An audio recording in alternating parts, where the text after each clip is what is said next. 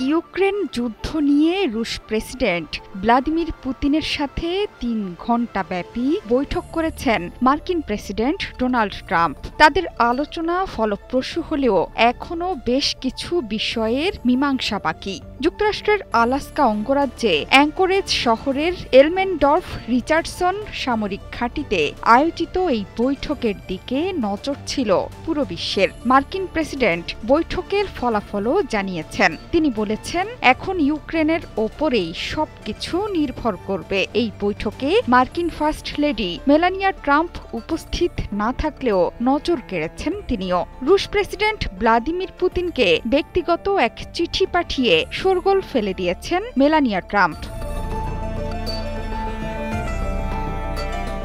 মেলানিয়ার লেখা ব্যক্তিগত চিঠিতে ইউক্রেন ও রাশিয়ার শিশুদের দুর্দশার কথা রুশ প্রেসিডেন্ট ভ্লাদিমির পুতিনকে জানিয়েছেন মার্কিন ফার্স্ট লেডি। শুক্রবার হোয়াইট হাউসের 2 কর্মকর্তা এই তথ্য দিয়েছেন। তারা জানিয়েছেন, আলাস্কায় বৈঠকের সময় ট্রাম্প নিজ হাতে মেলানিয়ার চিঠি পুতিনের কাছে পৌঁছে দেন। যদিও মেলানিয়ার চিঠিতে আর কি কি লেখা আছে সেটি নিয়ে বিস্তারিত কিছুই জানায়নি ওই মার্কিন কর্মকর্তারা। শুধুমাত্র সেখানে যে ইউক্রেন যুদ্ধে শিশুদের অপহরণের বিষয়টি আছে সেটি স্পষ্ট করেছেন তারা।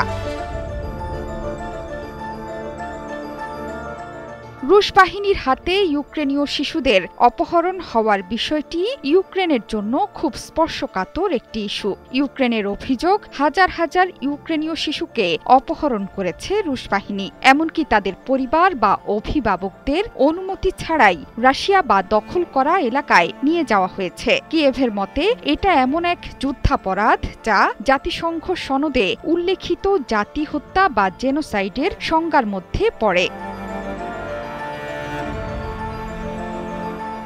যদিও রাশিয়ার দাবি, যুদ্ধক্ষেত্র থেকে অসহায় শিশুদের রক্ষা করছে তারা। জাতিসংঘ বলছে, 2022 সালে ইউক্রেনে রাশিয়া পুরো দমে হামলা শুরু করার পর দুর্ভোগের মধ্যে পড়ে লাখ লাখ শিশু। তাদের অধিকারের লঙ্ঘন হয়েছে। যুক্তরাষ্ট্রের আলাস্কায় মার্কিন সামরিক ঘাঁটিতে ট্রাম্প ও পুতিন প্রায় 3 ঘণ্টা বৈঠক করলেও ইউক্রেন যুদ্ধ নিয়ে কোনো যুদ্ধবিরতি বা চূড়ান্ত কোনো চুক্তি হয়নি। তবে এই আলোচনা ফলপ্রসূ হয়েছে বলে জানান মার্কিন প্রেসিডেন্ট। তিনি বলেছেন, পরবর্তী সময়ে অগ্রগতি অর্জনের জন্য খুব ভালো সুযোগ আছে।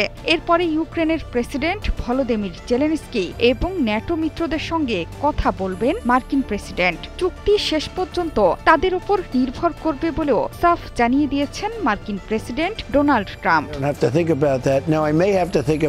জোহরা চৌধুরী, সেতু, 71।